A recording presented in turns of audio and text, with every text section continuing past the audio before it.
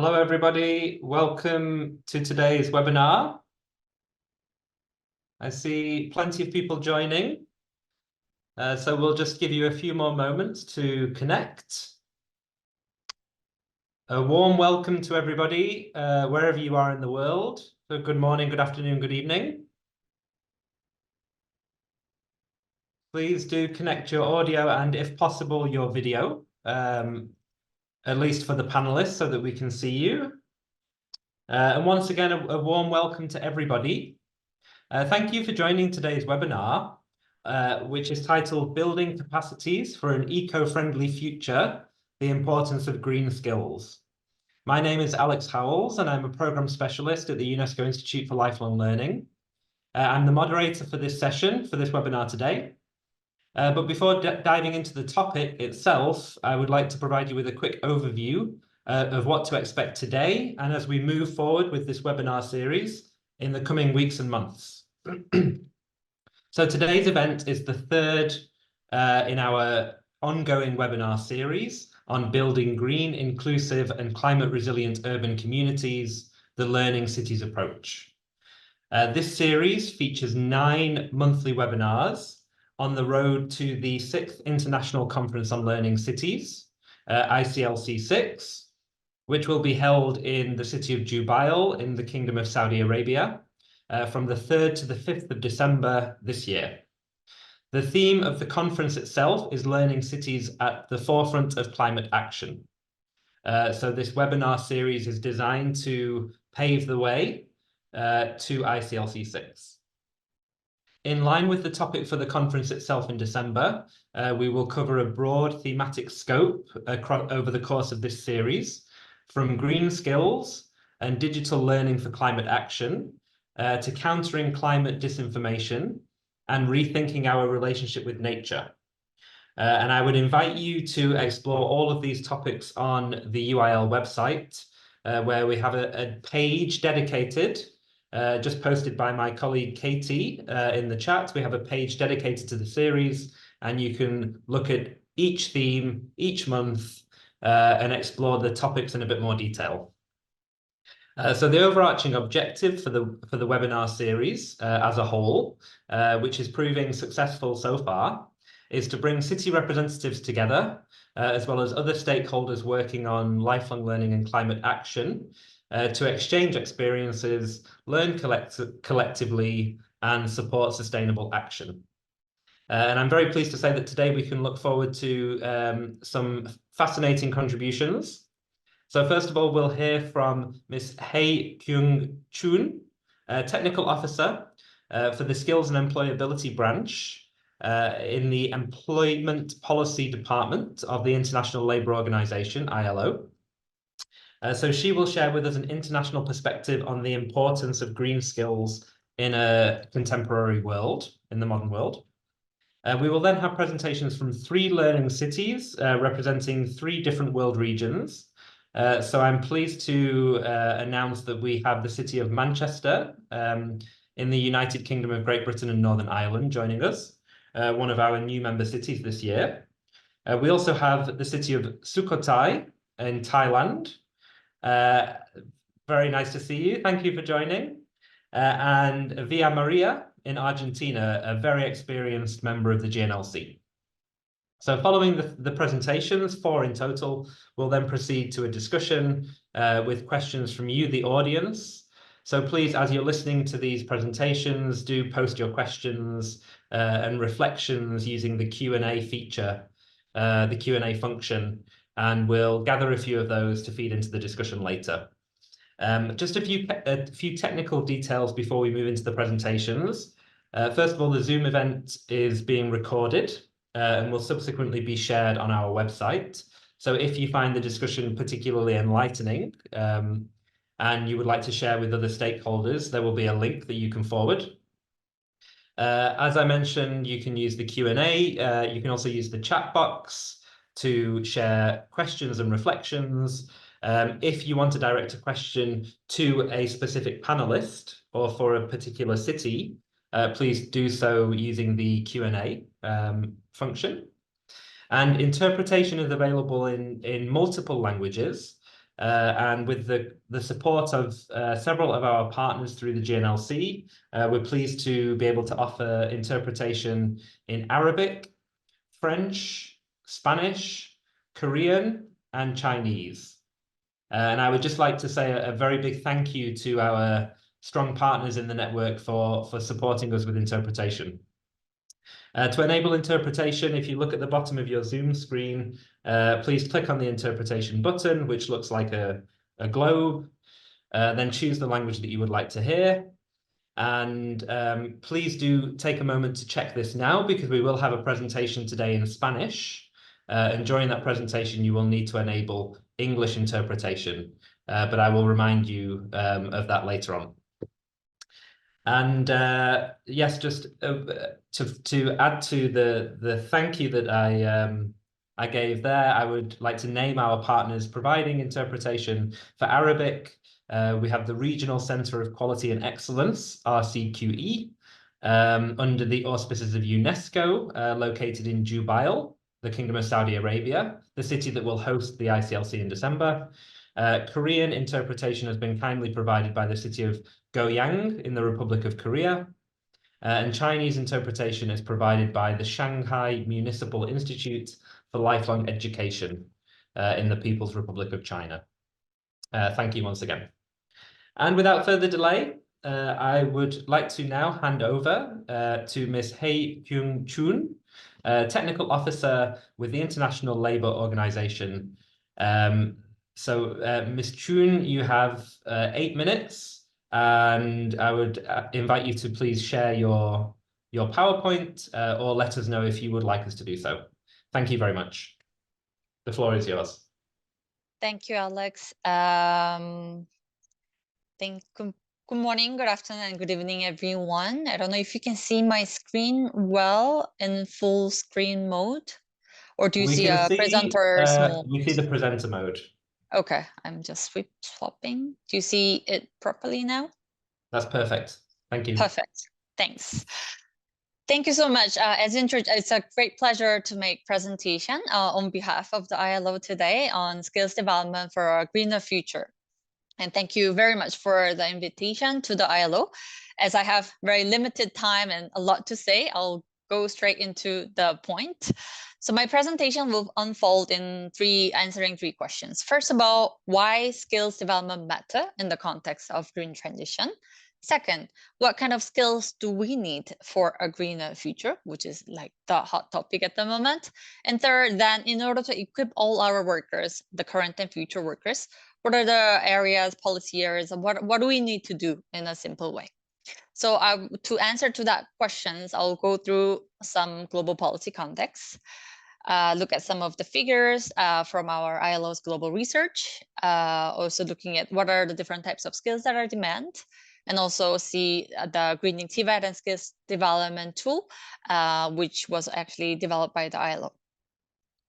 So in 2015, the ILO adopted the policy guidelines for a just transition towards environmentally sustainable economies and societies for all.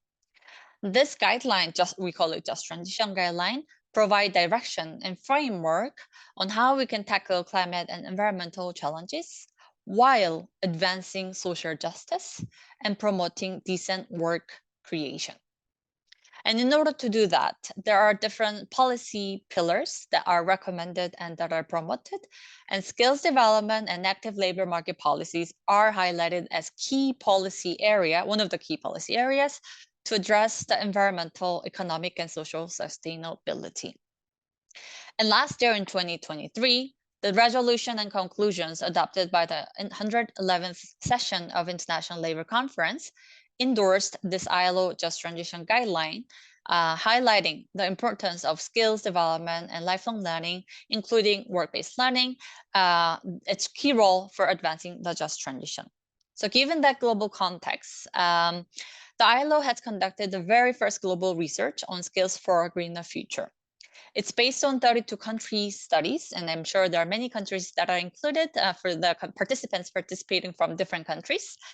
And we also looked into two important global projections. looking at the implication of the employment effects of the green transition by skill level, by gender, and by occupation. It's quite a long research, but to go to the more straight to the point, we produced 2 important global projections, one on energy sustainability, one on circular economy scenarios by 2030. So in a nutshell, both projections shows that in the context of green transition, the job creation will outpace job destruction. And there will be more than 103 million jobs that will be created.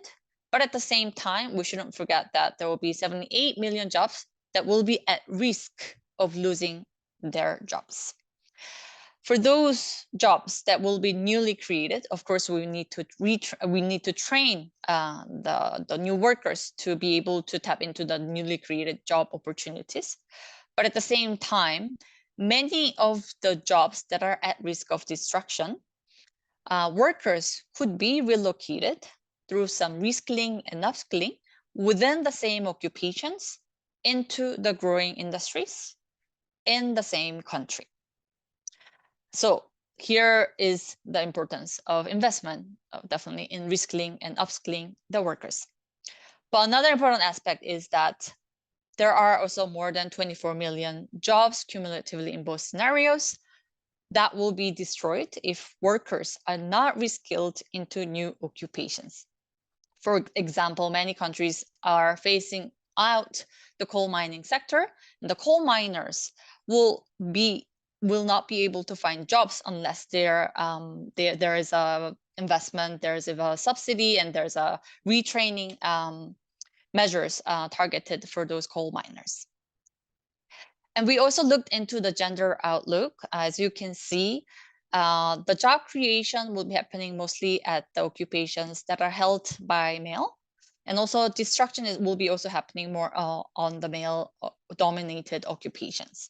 And what does that mean? That the current occupational stereotypes will likely to persist unless there's a targeted measure to train women to tap into newly created job opportunities. And of course, we also need to also train the men who is at risk of losing their jobs. Another important aspect is that all occupations will change in one way or another in both scenarios, whether it's at the low-skilled occupation, medium-skilled occupations, and high-skilled occupations. But as you can see in the middle, there'll be most turnover happening at the medium-skilled occupations. And what does that mean? It has a great implication for technical and vocational education training, the TVET level. And of course, high-skilled occupations are also important. It's where the innovations and research will be happening to drive the green transition as well. So what are the then skills that are required in the context of green transition? Workers, to be able to better respond to the climate and environmental challenge, they need a good combination of different types of skills. First of all, a good foundational skills, which is minimum literacy, numeracy. Now I think we can include those environmental and digital literacy, which becomes the basis for any work and any learning. Another important aspect is, of course, specialized technical skills that are specific to the occupations, such as skills related to wind turbine design, installation, and repair. Last but not least, very important aspect is core skills, so-called soft skills, which are skills that are transportable, which is portable from one sector to another, one occupation to another, such as communication skills, leaderships, entrepreneurships, which are often forgotten in our discussions. And the research overall shows that in order to equip the workers, the current and future workers, with the relevant skills to be able to navigate the green transition, there are different elements that has to come together. First of all, policy coherence and coordination between skills, employment, macroeconomics, industrial policies are important. And also in that process, bringing different stakeholders from the different line ministries, employers and workers' trade unions is very important. That this is the key for effective designing of policy and implementation and also the monitoring. And another important aspect is that the countries will need to have an effective mechanism for anticipating skills that are required in the context of green transition. Of course, we need to know what the future would look like. And with better information and better data on skills requirement, we can make much more informed policy decisions. And also we can better adapt the curricula, the competency standard, apprenticeship training, TVET, and also the tertiary education. And of course, not only skills development measures matter, but also other different policy measures, such as active labor market policies, career guidance, social protections are also important to be combined. And all that efforts also has to be based on social dialogue and institutional development. So with that finding, and as I have already mentioned, that there will be much more turnover happening at the TVET or medium skilled occupations, the TVET level, we found that there's a kind of missing gap in the literature for greening TVET and skills development guidance. So at the COP27, we launched this greening TVET and skills development practical guidance tool to guide different stakeholders from policymakers, social partners, employers, and school leaders, and teachers and trainers to be able to guide themselves on how they can design the competency standards or occupational standards, depending on how you call it in your country, for greener jobs, and how to develop and implement green curricula, and how to go about green in training delivery in itself, as well as the assessment. And we also have a section on how the TVET institutions can go green in terms of their campus, as having the campus that is conducive for raising awareness about environmental issues is also very important. And we also have a section and guidance on how we can green the professional development of teachers and in-company trainers, as their role for effective training delivery is important, that they need to be up to date with knowledge and skills on the issue. And another important aspect we saw was sensitizing enterprises, that enterprises would be able to inform the education and training providers on what are the skills required in specific sector and specific occupations. And at the same time, it's a venue where the students and trainees will go and practice their own learnings through, let's say, work-based learning. And also another aspect is that some sectors, such as renewable energy sector, are of course driving the green transition, but also there's other sectors, such as agriculture sector, where it's heavily influenced by the climate change and climate issues, but the impulse of different actors are quite low, and sensitizing enterprises to be on board is also important. So we also have a section on that. And as informal economy is important in many of the developing countries, we also have a guidance on how we can support the greening of skills for the informal economy. And of course, mainstreaming from piloting to the whole system is very important. So we actually have piloted this tool in different countries, such as Cambodia, Thailand, Philippines, Zimbabwe, Zambia, and more countries are actually joining for implementing the tool to the full-fledged level. So yeah, I'll be happy to also share more thoughts on you. And yeah, this tool is available publicly, so feel free to also reach out to the ILO if the tool would be interesting for you to implement. And we also have other knowledge products and tools on skills for a greener future that you can also check out. I hope I didn't go too much over the time, but this is the end of my presentation. Thank you. Thank you, Miss Hei Kyung-chun, for sharing such a clear and informative presentation, which I really feel sets an excellent foundation for some of the practical examples that we'll now see from Learning Cities. Really interesting to hear about the ILO Greening TVET tool as well, and hopefully we'll have a bit of a discussion around that later. And now I'll hand straight over to our first speaker from the local level. I think that we have Miss Michaela Salmon with us, the Area Adult Education Manager with the Adult Education Service in Manchester, in the United Kingdom of Great Britain and Northern Ireland. Yep. Hello. Michaela, hello, welcome. Hello. Over to you. Thank you. Okay, so share screen.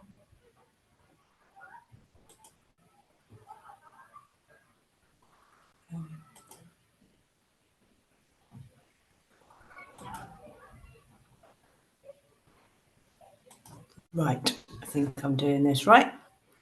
Can you see my screen okay? Yes, we can see the screen. If you could just go Yeah. into presentation mode, that Yeah, would be great. I'm trying to Yeah. do that. I think it's doing it. It's just being a bit slow. Perfect. Can you see Thank that you. okay? Yes. Yeah. Okay, great. Okay, my name is Michaela Salmon, and I work for Manchester Adult Education Service, which is part of Manchester City Council in the UK. In Manchester, like other cities, there's a skill need in terms of developing specific green skills, including equipping people to work in renewable energy, retrofit, infrastructure development, and etc. There's also a need for all employees and residents to develop carbon literacy, climate awareness, and this is the area that I'm focusing on in this presentation. So a bit about our service. We reach approximately 7,000 adult learners a year, and we engage them on community learning and qualification courses in a range of curriculum areas, as you can see there. And we are focused on second chance education and provision for people who are settling in the UK who need to learn English. So we work with only 90 adults that are aged 19 plus. So we set up a project planning to address some of the issues around carbon literacy and climate awareness amongst staff and residents. And these were focused on staff doing carbon literacy training and also training some staff to be able to deliver that training to other colleagues. And also developing community learning courses and activities, both standalone courses and activities that we could embed into all our other courses and do some separately with community groups. So carbon literacy training was made mandatory for all staff.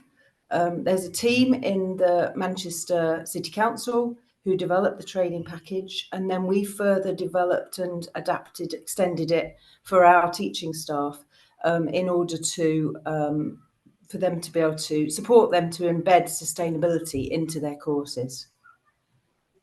We've also put on additional climate fresque sessions, and we've ensured that all our training was very interactive, as you can see from these pictures, people having to move around and line up and make models and so on, and make sure there's a chance for staff to ask questions and really engage with the topic.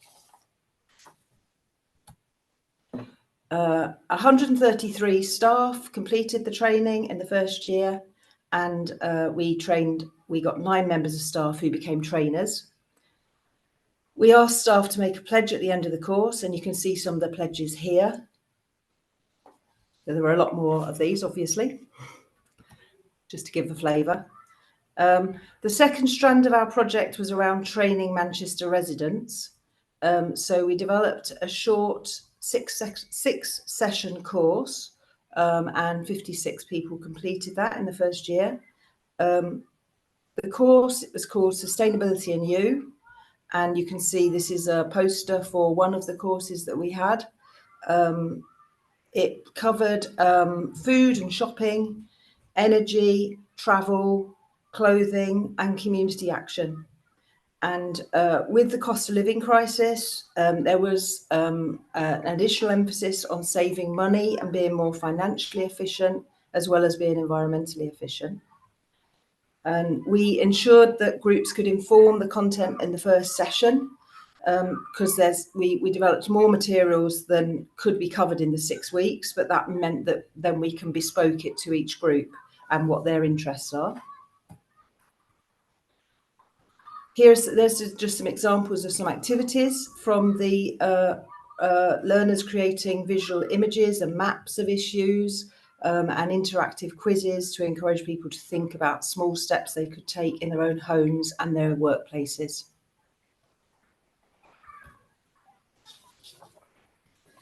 We also developed a less formal offer than the 4-week Sustainability and You course, some short speaking activities around sustainability, and the learners were asked about the impact of the programme, and you can read there some of the comments in terms of being more aware of avoiding waste, becoming more involved in community activities, and becoming more informed, and also sharing that information with others, that knowledge. Climate chats took place with community groups as well as with our groups of learners on our courses. So this is an example of an older person's group that we took the climate chats out to in the photo. And there's also a couple of screenshots here of the types of activities and discussion starters around food and avoiding food waste that we're using. These are sustainability starts that we developed as part of a separate project. There's with other adult education colleagues, and there's a link in the slide here to the sustainability starts. And these were short activities to embed as part of other courses around the sustainable development goals.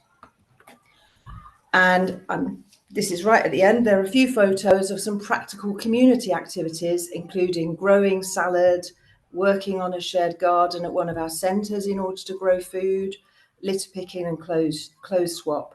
Some of these activities were led by learners on our Sustainability and You course, or by staff who'd completed the training as part of embedding sustainability in their courses, which we see as important evidence of impact that people involved taking practical actions.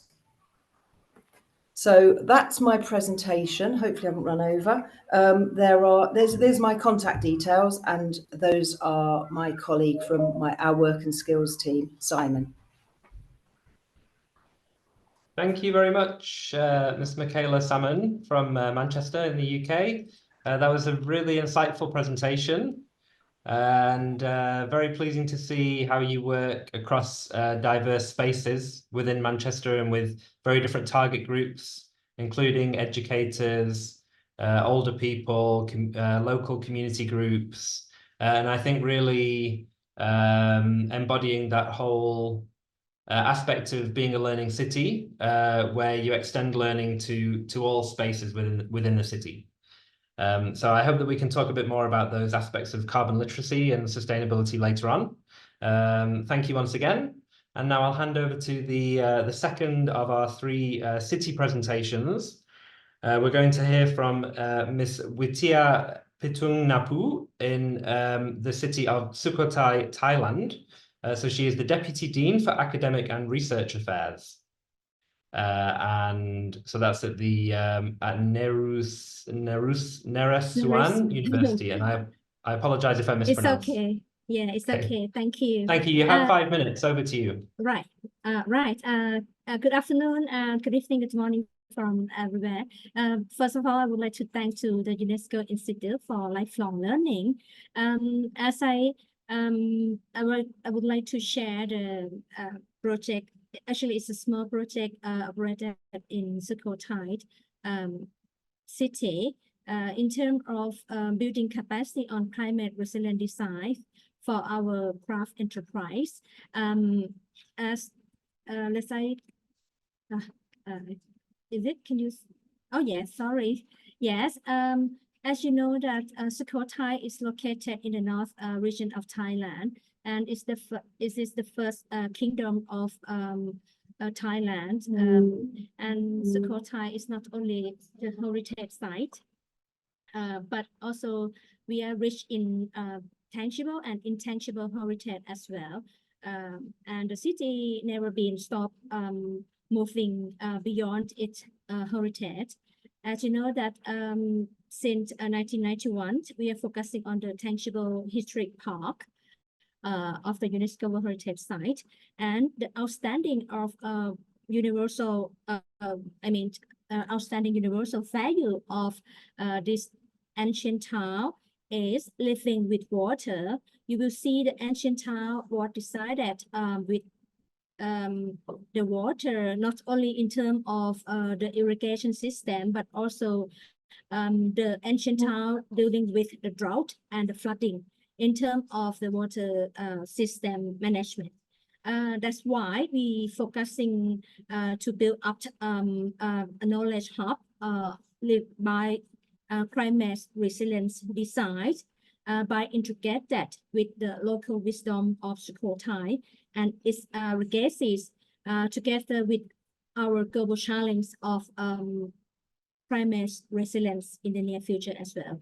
Then on behalf of our faculty in Arizona University, we support the Sukhothai city not only to combine the legacies, but also we preserve the heritage sites and the wisdom of craft sector towards sustainable development and particular concern on climate action.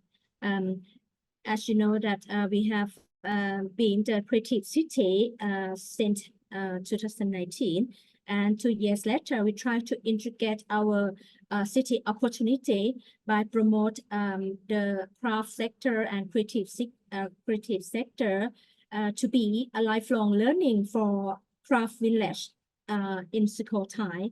Then the mission will be integrated in action plan, and also the creative city mission along with the global network of learning city have been integrated into the city strategic development. And that's why Sukhothai is a creative and knowledge hub for lifelong learning, particularly for climate resilience. And this is the project we organized during the pandemic after the COVID, during the COVID-19 pandemic, at a lot of female artisans and craft makers in Sukhothai struggle with the economic recessions during the lockdown of the country, and Craft the Craft project try to empower the female artisan to by inducing not only the adaptability to their climate resilient design, but also we try to train them to be apply the local materials in order to reduce the cost of production for their craft, to promote sustainability. Also, we try to empower them to suit their business model to fit to the digital market during that time as well. Then this is a good practice to respond to COVID-19. And we try to organize the creative city along with the learning city to work together to adapt the creative and craft sector to be more sustainable, to work together, not only in terms of the webinar hybrid form, but also in terms of the workshop as well. And after we trained the female artisans, we also induced them to the low carbon craft market. Even it's working slowly to attract domestic visitors and tourists to enjoy shopping and to support the local craft. Absolutely, we try to focus on the green products, and people in Sukhothai try to promote their green productions and green craft by applying to natural materials, the bamboo as you see, and also with banana leaf to be engaged more in green industry as well in terms of craft makings. And this is one of another project that we celebrate with the Global Learning Festival during Loikathong Festival. We see the top 10 World Festival that attract a great number of tourists to celebrate the goddess of water during the rainy season, which will be held annually in Sukhothai for 2 weeks in November. And this is the first DIY hybrid workshop that we encourage the senior generation to work together with the young generation to promote the krathong, which is made from the banana leaf decorated with flower and incense stick and candle. Then we floated in the waterscape in the historic site to pay respect to the goddess during that festival that our university promote and bring the intergenerations together in order to move forward to improve the quality and sustainability of our local craft. And we are lucky to get the support from the British Council and also Royal Academy of Engineering by focusing on climate resilient design to develop the products and as well the people, the process, as well as the placemaking to be more environmental friendly. And as you know that in Thailand, we're focusing on the biocircular green model, along with many ASEAN cities that try to promote this model to meet to the digital market, as well as the natural-based solution are our future approach as well to apply for our learning city of Sukhothai. And the call for action, we not only try to promote only the products of craft itself, but we aim to redevelop and regenerate our low carbon craft village as it used to be. When we talk about resilience in Thai language, it's open for different meanings from different communities and different backgrounds. Local people may not understand what does it means in terms of resilience or not resilience. But somehow we found that it's very interesting that people used to live like resilience in ages ago, and they try to learn from their parents' generation and try to combine and compromise between the local wisdom with their affordable technology in order to address to the global challenge in terms Sorry of to interrupt. Sorry to interrupt. We will need to wrap up there, please. Can I give you just one more minute? Right. That's Okay. actually is the last slide. Yeah, and I Perfect. think the benefits and the challenge of being member of the global learning network of the city. The global network of learning city is, I think, is a powerful global soft power to increase the impact of SDG and also to increase our learning sharing opportunity to build up the capacity for all intergeneration and also networking your network. We are welcome. We completely agree with that final slide. Thank you. Thank you also for advocating for the network. And for all the work that you're doing. It's great to see such a strong partnership between the city of Sukhothai and higher education. And all of the information you shared on sustainable craft markets, using digital marketing techniques, really promoting local skills, local crafts, but in a sustainable way. That's really fascinating. Thank you very much. Thank you. So now we'll hand over to our third and final city presentation. So this one will be made in Spanish. So everybody attending, unless you speak Spanish, please now go down to the interpretation tool at the bottom of the Zoom screen, the globe icon. Click on the globe and please select interpretation into your language of choice. So we will have a Spanish interpreter providing interpretation directly into English. So if you've been listening so far in English, please now select the English interpretation channel. And with that, then I will hand over to Mr. Gabriel Rios from the city of Villa Maria in Argentina. You have 5 minutes. Over to you. Thank you. I just want to thank UNESCO for this chance. In Villa Maria, Argentina Learning City, we are working on a plan to minimize the environmental impact of solid urban waste, addressing the different stages that this process has. But in this concern, the learning and training are too essential, as well as the creation of the proper infrastructure and the mobilization of resources. Please, next slide.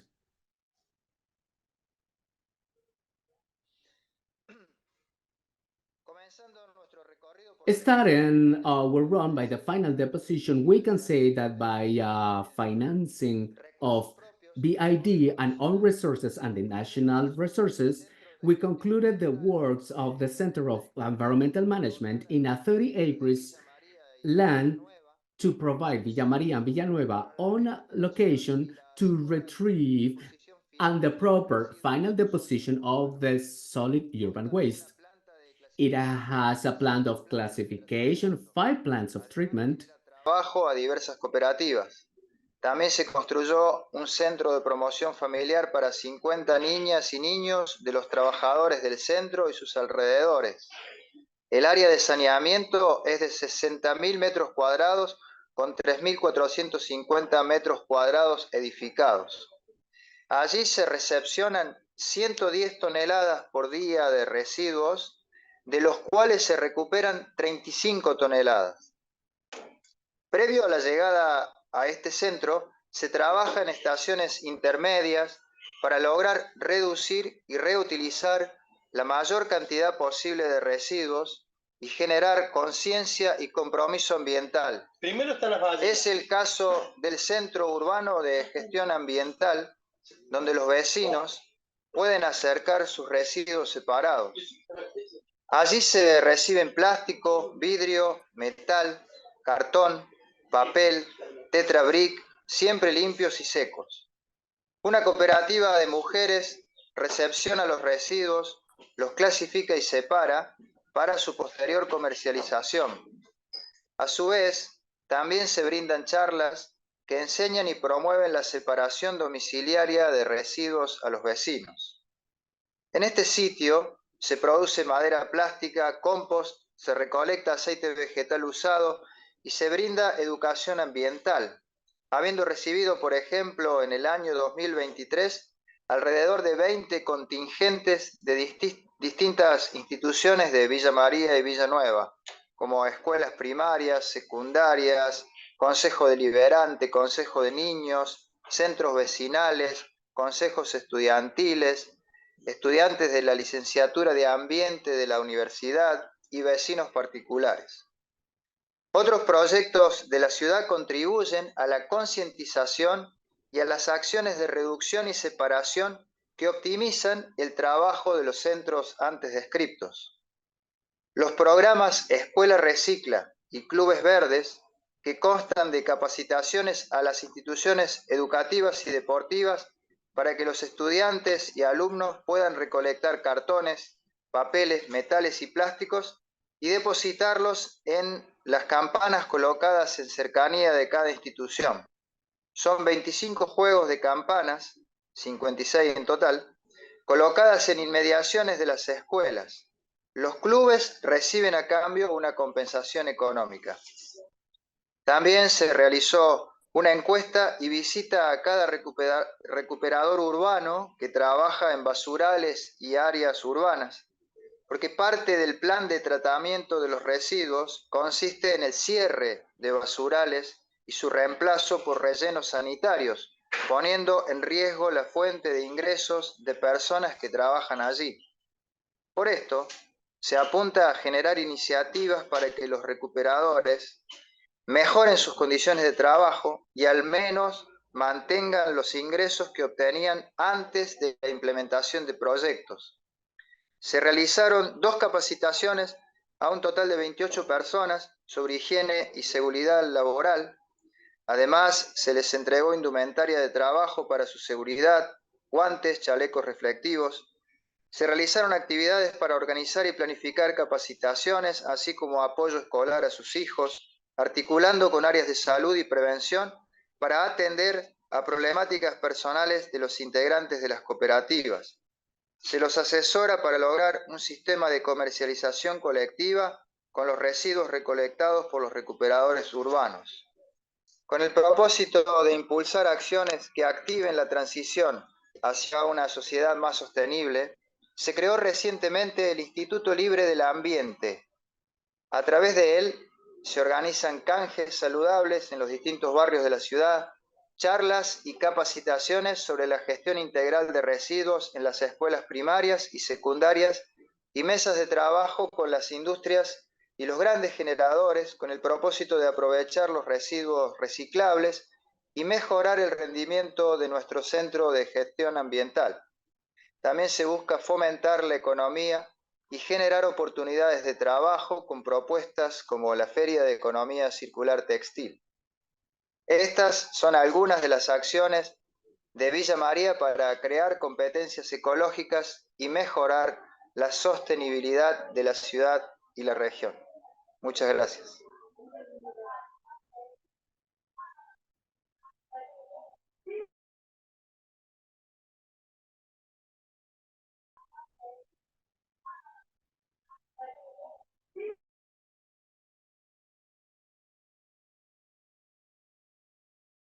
Thank you. Thank you very much, Mr. Gabriel Rios from Villa Maria in Argentina. My apologies for the slight confusion at the beginning, but we heard everything perfectly. Thank you. The interpretation was excellent as well.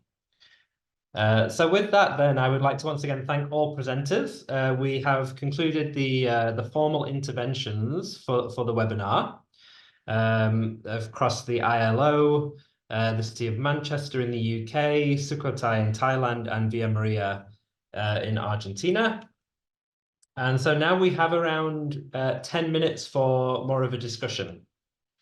And I would like well, first of all, to thank the participants, the attendees of the webinar who have posted questions in the chat. There were some that were very specific for individual speakers. And thank you to the speakers who have already replied in the question and answer space.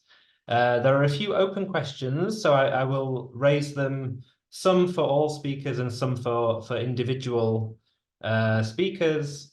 I want to start by maybe highlighting the differences in our understanding, our shared understanding of green skills. Because if we look across these presentations, we've heard about apprenticeships, TVET training, the importance of national policies for economic development. We've heard about industrialization. We've also heard about the sustainability of crafting with physical materials, the importance of recycling, carbon literacy, sensitization, awareness raising. These are very, very broad, all of these different aspects, and they touch on different skills, different types of knowledge. So I think that when we talk about green skills, we talk about a lot of different things, and maybe we all have slightly different understandings of what is meant by green skills.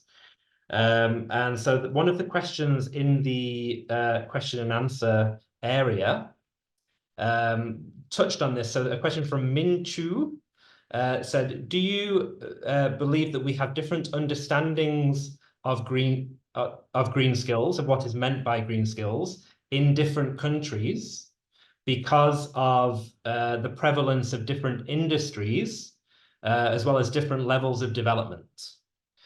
So I think I'll just open that up to all speakers, and I would ask all of you to respond briefly, just in 30 seconds.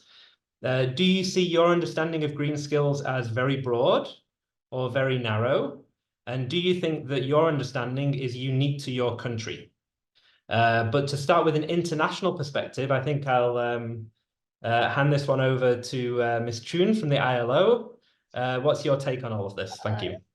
Thank you, Alex. I don't want to add another complexity, but also the term itself, the green skills is used in some organizations in some countries, and in some as organization or countries like us, we also use the term for skills for green transition. So we start with the different terms. So it's already a good start. It is true that the terms and also the definitions slightly vary, but beside the terms that we use, whether it's green skills or skills for green jobs or skills for green transition, at the ILO, we see that the skills that are necessary to perform the tasks for green jobs and to make any job greener is skills for green jobs. So the term includes both core and technical skills, and it covers all types of occupation that contribute to process of greening products, services, and processes, and not only in those environmental activities, but also in other sectors.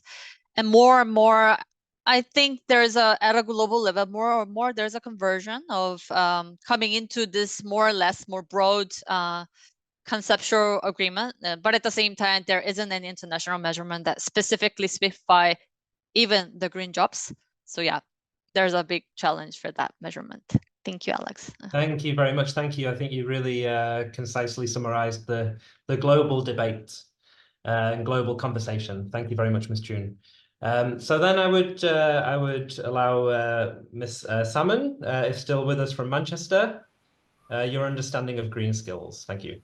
Yeah, I would say it's similar, really, in terms of there being very specific green skills that need to be developed, but in terms of technical and technical skills and things to support,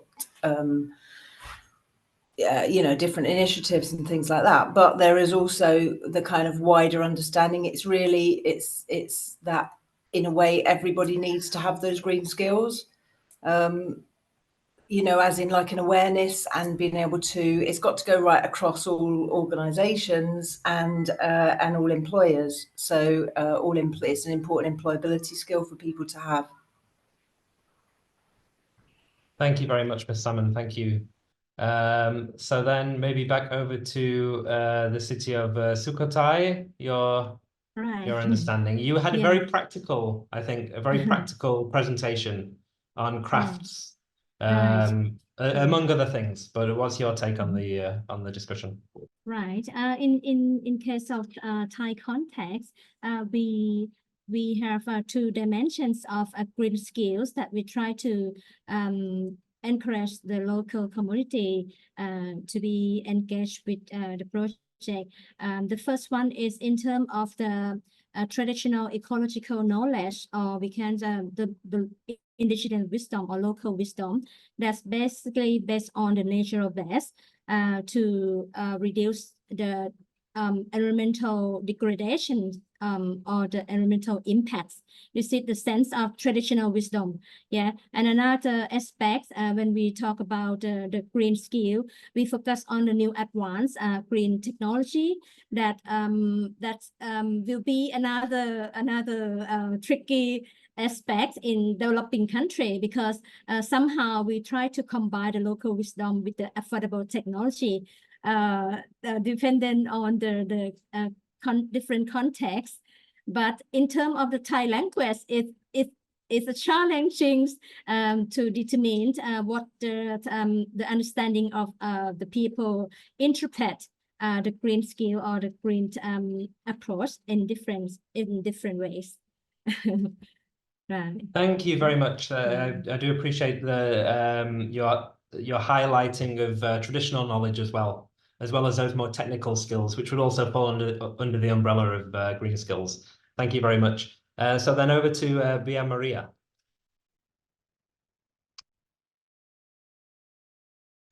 Bueno, muchas gracias.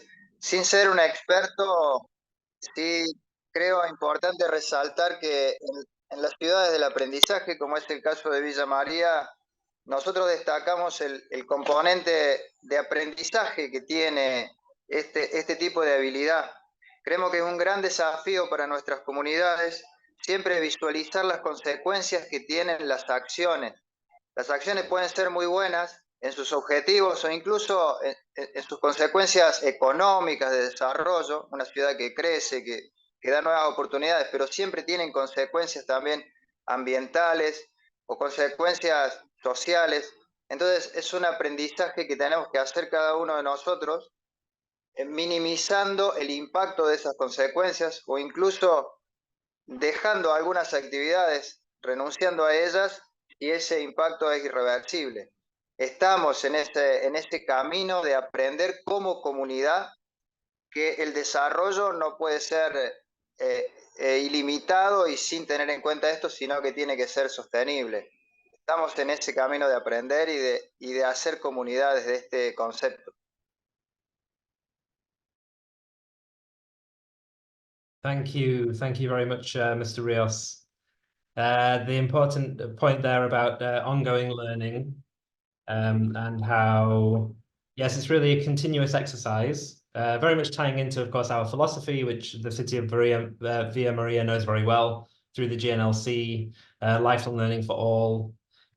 citizens or local people throughout life. And I think that has been highlighted throughout the course of this webinar as well. And if we think of the different, we talked about the different understandings of green skills, but if we think across the presentations of the different groups that have been mentioned, we've had policymakers, industry leaders, private sector, community groups, older people, younger people. It's really all-encompassing.